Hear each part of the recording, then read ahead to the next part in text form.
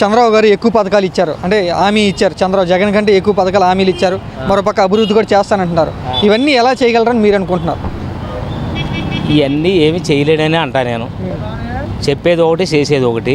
ఆయన చెప్పినవి అన్నీ చేయాలంటే ఆయన వల్లే కాదు, జగన్ గారి వల్ల ఏమైందో అంతకన్నా దారుణంగా ఉంటుంది. కానీ ఇతను చేయడు, సమస్య లేదు, మాటలు చెప్పేదే తప్ప శాస్త్రాలు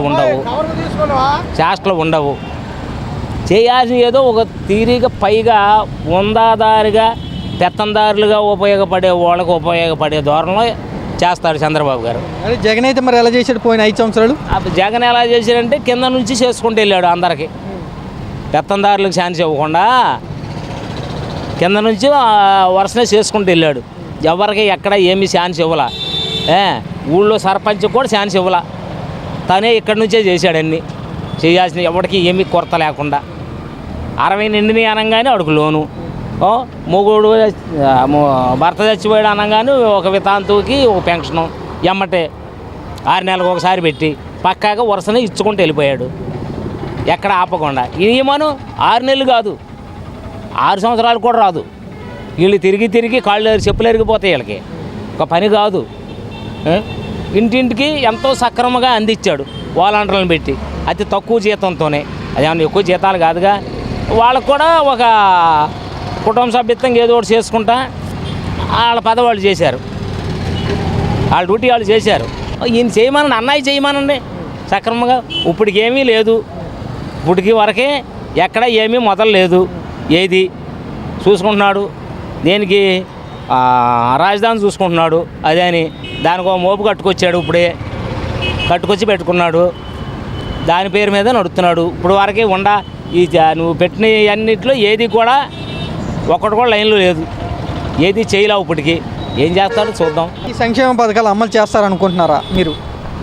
ఎవరు కూడా చేస్తారని ఏమన్నా ఊహించట్లా. ఇవన్నీ చెప్పే ఒకటి చేసే ఒకటి చూసి ఉన్నాం కదా అనే ధోరణిలో ఉన్నారు జనం. అది ఇన్ని కష్టాలు వచ్చినా కూడా ఇచ్చిన పథకాలన్నీ అమలు చేస్తామని చెప్తున్నారు కదా అందరూ. చెప్తున్నారు, ఏం చేస్తాడు? ఇప్పుడు వరకు మొదలలేదు కదా, ఎక్కడ దేని ప్రస్తావన లేదు. ఎంతసేపు అక్కడ పైన చూసుకుంటున్నాడు, ఆ పైన చూసుకున్నాడు, వచ్చేది రాజధాని ఒకటి చూస్తున్నాడు.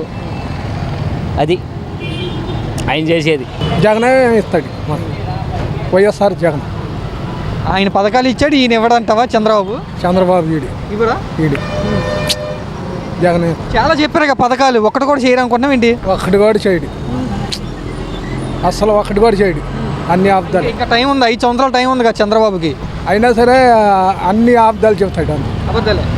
పవన్ కళ్యాణ్ కూడా సపోర్ట్ ఉన్నారుగా, నేను చేపించే బాధ్యత నాది అని పవన్ కళ్యాణ్ కూడా అన్నారు కదా. ఆయన కూడా ఏం పట్టించుకోవట్లేదు. ఇప్పుడు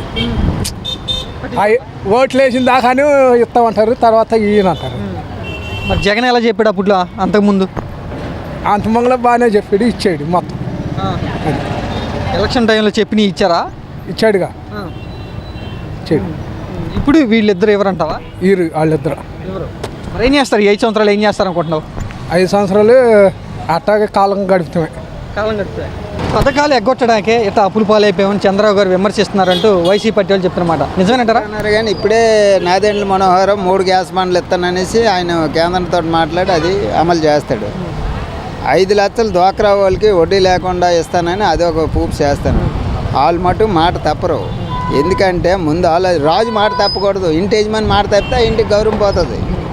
మన రాష్ట్రానికి రాజు జగన్, వైఎస్ఆర్ రాజశేఖర రెడ్డి, ఎన్టీ రామారావు, చంద్రబాబు నాయుడు. రాజు మాట తప్పకూడదు. మనం ఒకవేళ వేస్తారు పోతారంటేనే చెయ్యాలి. నేను ముందు వచ్చినప్పుడు నీకు 1500 ఆడని ఎనరుండే వేస్తాను, 3000 నిరుద్యోగం ఇస్తాను, తర్వాత 20,000 రైతు భరోసా ఇస్తాను, 4,000 పెన్షన్ ఇస్తాను. 4,000 పెన్షన్ ఇచ్చాడు. రైతు భరోసా 20,000 చేయాలి, 3 గ్యాస్ బండలు ఇవ్వాలి. అన్నీ కరెక్ట్గా చేస్తేనే రాజు అనేదానికి ఆడు మళ్ళీ ఉంటాడు, లేకపోతే మళ్ళీ మామూలు లేల్టెక్ట్ అయిపోతుంది. జగన్ కన్నా పెద్దోడు కాదు కదా. జగన్ ఏంటంటే ఇన్ని డబ్బులు వేసాను, నాకు ఏమైనా ఒక 70 వరకైనా వస్తాయని ఆయన ఆశ. పేదలకి ఏంటంటే ఈ 4,000 చంద్రబాబు ఇచ్చాడా, 6,000 జగన్ ఇస్తానంటే అటు చేసేస్తారండి. ఆశాజీవి నేను 500 ఇస్తానండి, నువ్వు 600 ఇస్తానంటే అటు వెళ్ళిపోతారు. అది అందుకోసం ఏంటంటే వీళ్ళు ఆలోచించుకొని పథకాల మీద కష్టపడు, కష్టపడి బతకయ్యా, కష్టపడి బతికితే అందరూ బాగుంటారు. ఈ కూకొని ఏం చేస్తాను, ఇప్పుడు 4000 పెన్షన్ ఇస్తాను, అడటికెళ్ళి బార్జాలు పుల్లు తాగేసి నానా భయభత్యం చేస్తాను. ఈ అమ్మఒడు ఒక 15,000 ఎత్తా చదివేస్తాను రా, పిజ్జులు కొనము, సెల్లలు కొనము, ఇలాగా చేస్తాను. అయితే ఏం చేస్తాం, ప్రజలు ఇష్టం. వాళ్ళేమో ఓ సీట్ల కోసం, కుర్చీ కోసం వాళ్ళ బాధ, వీళ్ళ బాధ వెళ్దే ఏటి వెళ్తుందో మహన్ బాబు. జగన్మోహన్ రెడ్డి గారు బాగా అప్పులు చేసి పథకాలు కానీ ఏదన్నా కానీ బాగా అప్పులు చేశారు ఆయన 5 సంవత్సరాలు ఉన్నప్పుడు అంటూ చంద్రబాబు గారు అంటున్నారు. నిజమేనంటారా? అప్పులు చేయడం నిజమే, ప్రజలకు ఇవ్వడం నిజమే.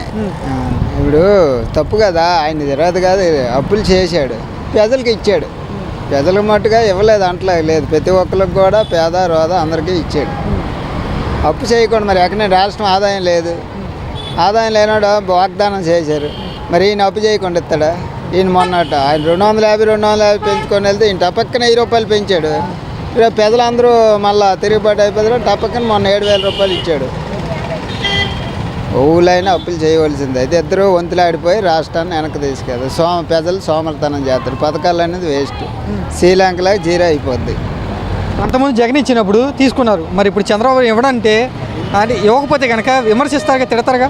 తిడతారు, మళ్ళీ ఈ పరిస్థితి వస్తుంది. ఆయన దగ్గరలోని జగన్ మళ్ళీ అటు ఇటు వేస్తాడు, ఆయన ఊరుకోడు, ఎక్స్ట్రా పథకాలు పెడతాడు.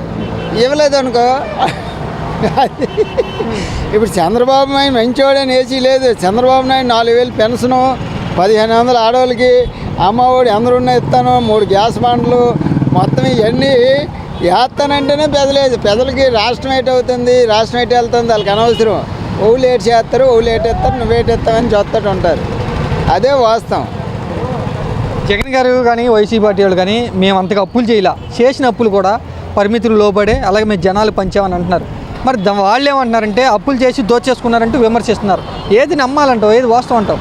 అప్పులు చేసడం ఖాయమే. ఇప్పుడు దోసేసుకున్నారంటే ఎంతవరకు వాస్తవం అనేది అది వాళ్ళు ఎన్ని లక్షలు అప్పులు చేశారు, ఎన్ని లక్షలు ఖర్చు పెట్టారు, అది వాళ్ళు ఎన్ని లక్షలు చేశారు, ప్రజలకు ఎన్ని లక్షలు ఇచ్చారు, ఇవ్వడం అయితే వాస్తవం. వాళ్ళు ఎంత అమ్మఒడి అనుకో, కాపు నేస్తం అనుకో, వైఎస్ఆర్ ఆసరా అనుకో, రైతు భరోసా అనుకో అన్నీ ఇచ్చారు. అది బట్టుగా ఆయన చేసింది చేశారు. రాష్ట్రం అప్పుల పాలైపోయిందంటూ శ్వేతపత్రం విడుదల చేస్తున్నారు. నిజంగానే స్టేట్ అప్పుల పాలైపోయింది అనుకుంటున్నారు మీరు? మరి వాళ్ళు చేసే దాన్ని బట్టి మన ఆ స్టేటస్లో మనం అక్కడ లేం కదా, వాళ్ళ పేపర్లో టీవీలో చూసే దాన్ని బట్టి మనం అనుకుంటున్నాం అంతే. మరి డెవలప్మెంట్ లేదు కదా, అప్పులు తీసుకొచ్చింది అన్నీ డెవలప్ చేస్తే రోడ్లు గీడ్లు అన్నీ బాగుంటే ఉండేది కదా. మరి పేపర్లో రావడం, టీవీలు, దాన్ని బట్టి మనం అనుకుంటాం. నిజంగా అంటే మనం వెళ్ళే దాంట్లో అడ్మినిస్ట్రేషన్ మనం లేం కదా. 10 లక్షలకు పైగా అప్పులు అయిపోయామని చెప్తున్నారు. జగన్మోహన్ రెడ్డి ఎక్కువగా చేసేసాడని చెప్తున్నారు. నిజమేనంటారా? నేను ఎట్లా చెప్పగలను అంటున్నా, నమ్మొచ్చా? ఏమో నాకు మాత్రం తెలీదు, నేను చెప్పలేను. అది నేను ఎట్లా నమ్మగలనా అని. వైసీపీ వాళ్ళు ఏమన్నారంటే మేము అన్ని అప్పులేం చేయలేదు, తప్పుడు లెక్కలు చెప్తున్నారంటూ వాళ్ళు చెప్తున్నమాట. వీళ్ళేమో చేసేవారు, వీళ్ళు ఎవరి మాట నమ్మాలి?